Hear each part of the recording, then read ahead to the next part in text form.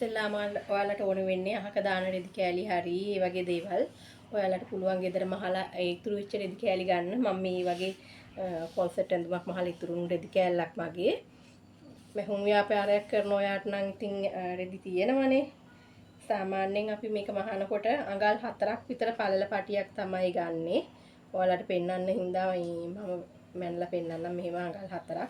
මේ පැත්තටයි මේ පැත්තටයි ලකුණු කරගෙන ඔයාලා රූලක් තියලා කපා ගන්න. දැන් මම මේ වෙලාවේ නම් රූලක් පාවිච්චි කරන්නේ නැහැ. මම කපනවා මට පුරුදු මිම්මට අතේ හුරුවට.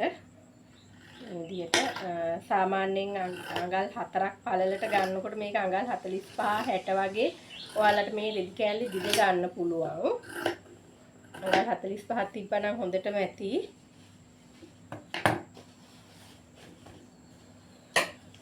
මේ තියෙන මම කපාගත්ත රෙදි පටිය මේ විදිහට. දැන් බලන්න මේක මහන්නේ කොහොමද කියලා.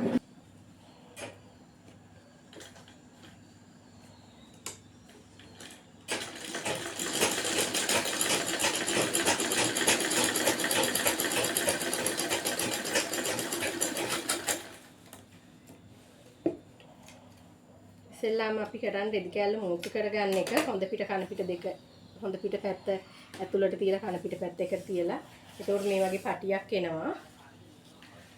දැන් තමයි ඔන්න ඔයාලා හොඳටම බලා ගන්න ඕන අත්‍යවශ්‍යම දේ පෙන්වන්නේ මේකේ. මෙහෙම ගත්ත මේ රෙදි පටිය අපි දැන් හොඳ පිට පැත්තට ඔන්න හරවගෙන තියෙන්නේ. මම මේක අරගෙන මෙන්න මෙහෙම මෙන් බලා ගන්න හොඳට මේ විදිහට ඇතුළට නමා ගන්න. නවලා මේක මෙතනින් තියාගෙන මේ රෙදි මේ යට තියෙන පටිය මේ අනිත් පැත්තට ඔන්න නමා ගත්තා. හරි නේද? ඊට පස්සේ අපි මේ මූට්ටුවට චුට්ටක් උඩින් අපි මේක මූට් කරන්න පටන් ගන්නවා. ඔන්න මම රෙදි පටිය ඇතුළටයි තියාගත්තේ නමාගත්ත.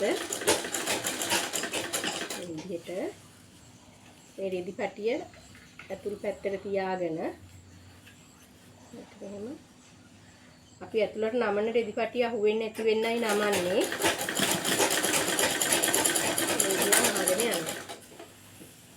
මේ බලන්න. මෙහෙම මහගෙන යද්දි අපිට මේ ඇතුලේ රෙදි පටිය මදි වෙන තව තැනක් එනවනේ. එතෙන්දී අපි කරන්නේ මේ ඇතුලෙන් මෙහෙම රෙදි පටිය එළියට ඇදලා ගන්නවා. මේ විදිහට ඇදලා ගන්න පුළුවන්. ඇදලා ගන්න.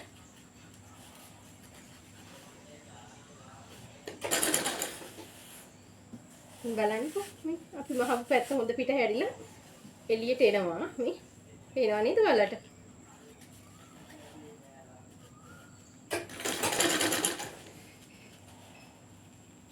අපි පංචිකේ අවසාන ටික මහගෙන යන්නේ අපි. මෙතන පුංචි කටක් ඉතුරු වෙන්න.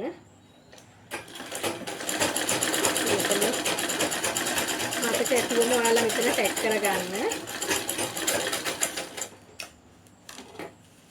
දැන් අපි මහල ඉවරයි.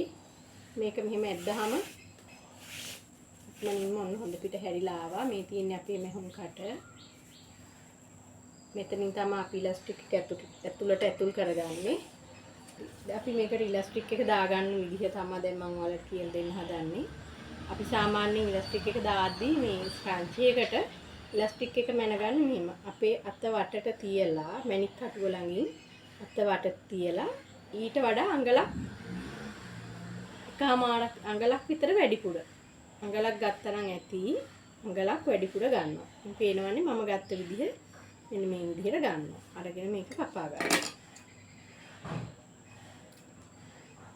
මේ පටිය තමයි අපි කට්ටක ආධාරයෙන් ඇතුළට දාගන්නේ. අපි මේ විදිහට ඉලාස්ටික් එක ඇතුල් කරගන්නවා.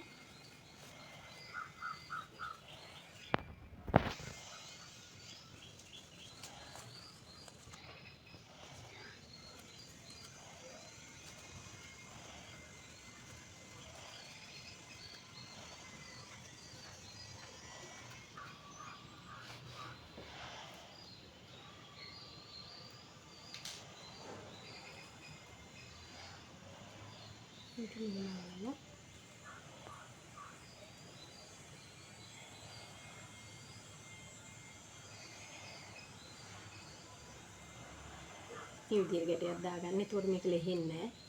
දෙපැත්තට ඇදලා බලන්න. ගැටේ තද වුණේ නැත්තම් මෙතනින් ගැලවිලා එනවා. ඒ නිසා තමයි අපි ඇදලා බලන්නේ. හොඳට දාති ගැලවුණු ප්‍රශ්නයක් නේ.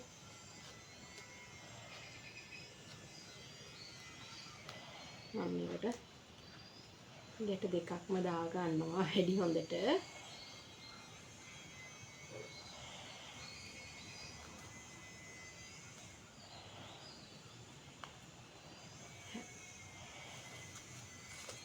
දැන් ඊට පස්සේ ඔයාලට තියෙන්නේ මෙන්න මෙතන කට ඉදි කට්ටක තුලක් දාලා මේ රෙද්ද පාටින්ම මෙතන කට චුට්ටක් මහ ගන්න එක. බලන්නකෝ අපේ ගෑල් ළමයි ආසයිනේ. අතටත් මේ විදිහට පළඳනාවක් විදිහට පළඳින්නත් පුළුවන් මේක. ඉතින් මේ තියෙන්නේ මම මේ විදිහට මහපු කාන්තිස්. අපිට පුළුවන් තනි පාට රෙද්දක්ම නෙමෙයි පාට දෙකක් පාවිච්චි කරලා මේ විදිහට මහ ගන්න පාට දෙකක් තුනක් පාවිච්චි කරලා ලස්සනට. ඉතින් ඔයාලා දන්නවා නිර්මාණශීලීව වැඩ කරන්න මම හිතන්නේ මටත් වැඩි සමහර විට. ඉතින් කරන්න පුළුවන්.